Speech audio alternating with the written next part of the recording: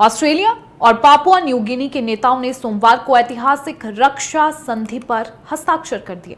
इस रक्षा संधि के जरिए दोनों देश प्रशांत महासागर में चीन के दबदबे को चुनौती देने की कोशिश कर रहे हैं। चीन का भी मानना है कि ये संधि उसे अनुचित रूप से नुकसान निशाना बनाती है।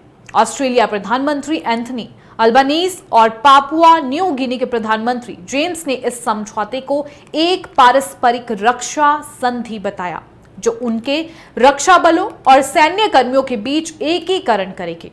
आपको बता दें कि दोनों देशों में इस तरह की ये पहली संधि है। इसमें क्या कुछ खास है, अब इसके बारे में आपको बताएंगे, ग्राफिक के जरिए से समझेंगे।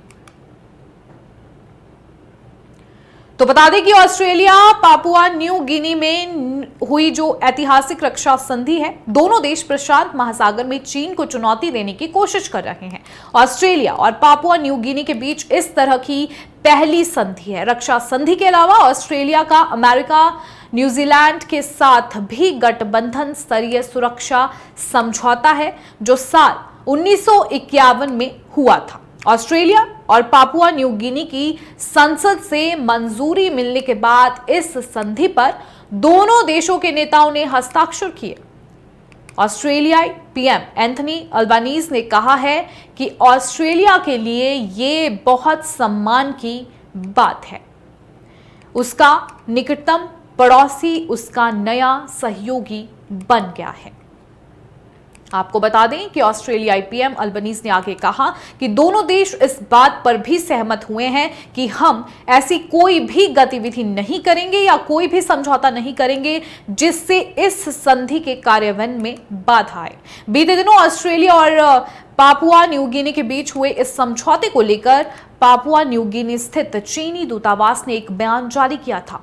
उस बयान में चीन ने कहा कि द्विपक्षीय समझौता विशेष प्रकृति का नहीं होना चाहिए और ना ही ये किसी संप्रभु देश को किसी भी कारण से किसी तीसरे देश के साथ सहयोग से प्रतिबंधित करना चाहिए। दूतावास ने सोशल मीडिया पर पोस्ट किया कि इसे किसी तीसरे पक्ष को निशाना बनाने या उसके वैध अधिकारों और हितों को कमजोर करने से भी बचना चाहिए। पापुआ न्यू गिनी के पीएम मारापे ने सोमवार को कहा कि पापुआ न्यू गिनी की विदेश नीति सभी के मित्र, किसी के शत्रु नहीं की रही है और ये संधि भी उस नीति को कमजोर नहीं करती है। उन्होंने कहा कि हम पारदर्शी रहे हैं। हमने चीन को बताया है कि ऑस्ट्रेलिया हमारा पसंदीदा सुरक्षा साझेदार बन गया है और वे इसे समझते हैं। गौरतलब है कि हाल के वर्षों में अमेरिका और ऑस्ट्रेलिया दोनों ने पापुआ न्यू गिनी के साथ सैन्य संबंध बढ़ाए हैं, जिसे प्रशांत क्षेत्र में चीन के बढ़ते प्रभाव का मुकाबला करने में एक रणनीतिक रूप से महत्वपूर्ण साझेदार के रूप में देखा जाता है। वहीं चीन ने सोलोमन द्वीप समूह के साथ एक सुरक्षा समझौता किया, जिससे दक्षिण प्रशांत क्षेत्र में एक चीनी नौसैनिक अड्डा स्थापित होने की संभावना बढ़ गई है। ऐसे में ऑस्ट्रेलिया ने साल 2022 में पापुआ न्यू गिनी के साथ अपने संबंधों को मजबूत करना शुरू कर दिया, जिसे प्रशांत क्षेत्र में चीन के बढ़ते दबदबे को रोकने के तौर पर देखा जा रहा है। ऑस्ट्रेलिया फिजी के साथ भी एक द्विपक्षीय रक्षा समझौते पर बातचीत कर रहा है। आपको बता दें कि ऑस्ट्रेलिया और पापुआ न्यू गिनी के नेताओं ने सोमवार को ऐतिहासिक रक्षा संधि पर साइन किए हैं। इस रक्षा संधि के जरिए दोनों देश प्रशांत महासागर में चीन के दबदबे को चुनौती देने की कोशिश कर रहे हैं। चीन का भी मानना है कि ये संधि उसे अनुचित रूप से निशाना बनाती है। ऑस्ट्रेलियाई प्रधानमंत्री एंथनी अल्बानीज और पापुआ न्यू गिनी के प्रधानमंत्री जेम्स ने इस समझौते को एक पारंपरिक रक्षा संधि बताया, जो उनके रक्षा बलों और सैन्य कर्मियों के बीच एकीकरण करेगी। दोनों देश प्रशांत महासागर में चीन को चुनौती देने की कोशिश कर रहे हैं।